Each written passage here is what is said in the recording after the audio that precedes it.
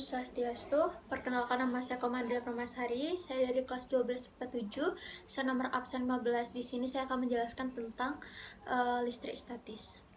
Listrik statis adalah suatu fenomena kelistrikan yang sering terjadi di mana partikel bermuatan ditransfer atau berpindah dari suatu tempat ke tempat yang lain. Contohnya adalah saat kita menyisir rambut, tanpa merasa rambut akan terangkat mengikuti arah sisiran. Peristiwa itu ternyata merupakan fenomena listrik statis. Sebelum mempelajari pengertian dari listrik statis, kita perlu tahu sebuah benda tersusun atas atom yang bermuatan positif, muatan negatif, dan netral.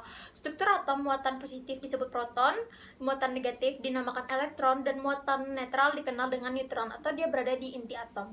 Muatan-muatan ini disebut muatan listrik. Muatan listrik adalah muatan dasar yang pada suatu benda hingga dapat mengalami gaya pada benda lain yang juga memiliki muatan listrik pada suatu jarak berdekatan. Muatan listrik disimbolkan dengan Q dengan satuan C atau kolom. Dalam konteks ini, listrik statis adalah ketidakseimbangan muatan listrik di dalam atau pada permukaan benda.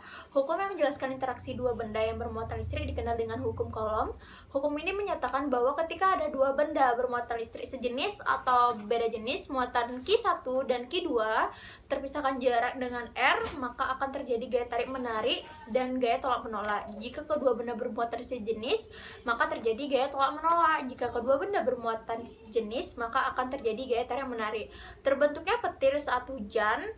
Contohnya pada saat akan hujan, kumpul awan membentuk awan besar sehingga terjadi pergesekan antara awan dengan awan lainnya. Pergesekan ini mengakibatkan elektron bergerak bebas hingga membentuk gesekan muatan listrik yang turun dari awan ke dataran. Yang kedua ada gosokan kain sutra dengan kaca. Kain sutra yang digosok-gosokkan dengan batang kaca, maka akan terjadi suatu reaksi tarik-menarik antara dua benda tersebut. Hal ini karena elektron dari batang kaca berpindah ke kain sutra sehingga batang kaca akan memiliki muatan positif dan batang kaca akan memuatkan negatif. Yang ketiga, gosokan batang plastik dengan kain wol. Kedua benda tersebut memiliki muatan netral, tetapi saat kedua benda tersebut digesekkan, maka akan terjadi perpindahan elektron dari kain wol ke penggaris plastik yang menyebabkan penggaris plastik memiliki muatan negatif. Sekian dari presentasi saya. Jika ada persalahan kata yang saya ucapkan, saya minta maaf. Saya tutup dengan Parama Santi.